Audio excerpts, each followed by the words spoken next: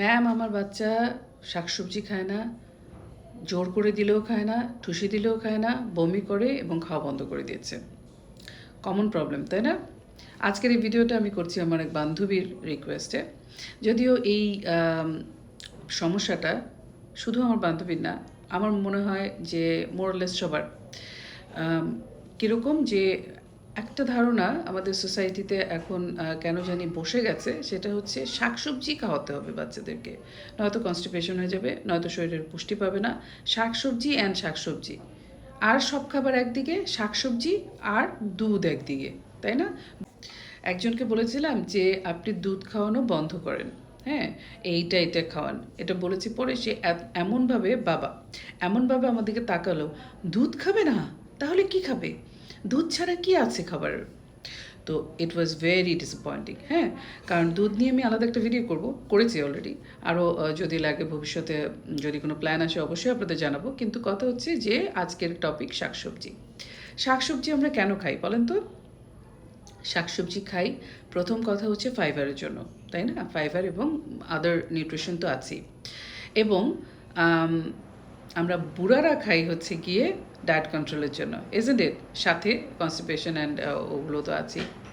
তো সব কিছুর বাদ, সব কিছু একদিকে, আর হচ্ছে বাচ্চার দিকটা একদিকে।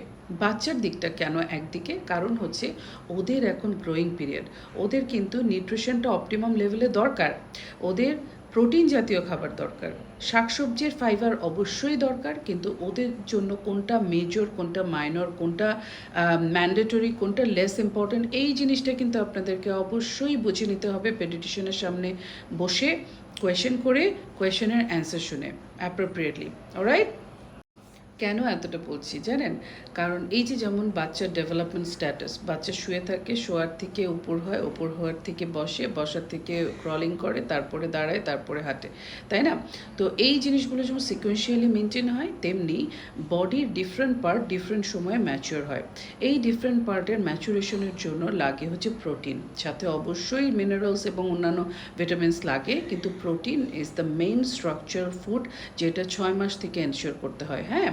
সে প্রোটিনের গুড সোর্স হচ্ছে দুধ, এটাতে কোনো সন্দেহ নেই। কিন্তু দুধটা আসলে, দুধেরও সাইড এফেক্ট আছে। এই জন্য আমরা সবসময় অর্গানিক ওয়েতে সামনে আগানোর চেষ্টা করব। এবং অর্গানিক ওয়ে মানে হচ্ছে গরুর দুধ না, সব কিছুর পার্শ্ব প্রতিক্রিয়া জেনে সামনে আগাতে হবে। একটা বাচ্চা যখন শাকসবজি খাবে এবং অপছন্দ করে খাবে, সেই শাকসবজিটা তার কিন্তু ক্ষুধার রুচি কমিয়ে দিবে। তাতে কী হবে? সে যে অন্য খাবারগুলো খাবে, সেই অন্য খাবারগুলো সে আর খেতে যাবে না। এটা কি বাচ্চার জন্য ভালো হবে? নাকি বাচ্চার গ্রোয়িং এজ অনুযায়ী বাচ্চার যে খাবারগুলা বেশি দরকার, সেই খাবারগুলা ওকে এনশিওর করার পরে যদিও শাকসবজি খায় তো খেলো, না হলে না খেলো, প্লাস মাইনাসের মধ্যে রাখা, কোনটা বেশি জরুরি? অবশ্যই প্রথমটা হওয়া উচিত, তাই না? তাহলে কি ফাইবার জাতীয় খাবার বন্ধ থাকবে? না, তা থাকবে না। ফাইবারের সোর্স জানতে হবে। ফাইবার কি শুধুমাত্র শাকসবজিতে অ্যাভেলেবল, অন্য কোথাও না? তা তো না, তাই না? সব খাবারেরই বিভিন্ন ধরনের সোর্স আছে। যেমন আমি আমার প্রত্যেকটা পেশেন্টকে বলি, ফাইবারের জন্য ডিপেন্ড অন ফ্রুটস।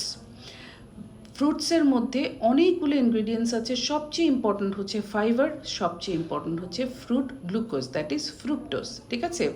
ওইটা বাচ্চাদের জন্য, যেহেতু আমরা 2 বছর পর্যন্ত বাচ্চাদেরকে চিনি খাওয়াতে নিষেধ করি, সুতরাং I always advise my patient, আমি সবসময় পেশেন্টগুলোকে অ্যাডভাইস করি যে ফ্রুটসের সুগারটা যেন অবশ্যই দেয়। তাতে কি হবে? ওখানে হাইড্রেশন আছে, ওখানে ফাইবার আছে, ওখানে সুগার আছে, দ্যাট ইজ ফ্রুক্টোজ আছে, ওখানে আরও অনেক ভিটামিন আছে, যেটা বাচ্চার গ্রোয়িং পিরিয়ডকে যেমন হেল্প করবে, তেমনি বাচ্চার ক্ষুধার রুচি একদম নষ্ট করবে না। কেমন? তো এই জিনিসগুলো মনে রাখি। এবং শুধু বাচ্চাকে ওটস এবং শাকসবজির উপরে প্রেশারাইজ না করে, ওটসও খেতে মজা না, শাকসবজিও খেতে মজা না, কেমন? তো ও যেটা খেতে পছন্দ করে সেটা হচ্ছে ফ্রুটস, কারণ ভ্যারাইটি অফ ফ্রুটস অ্যাভেলেবল।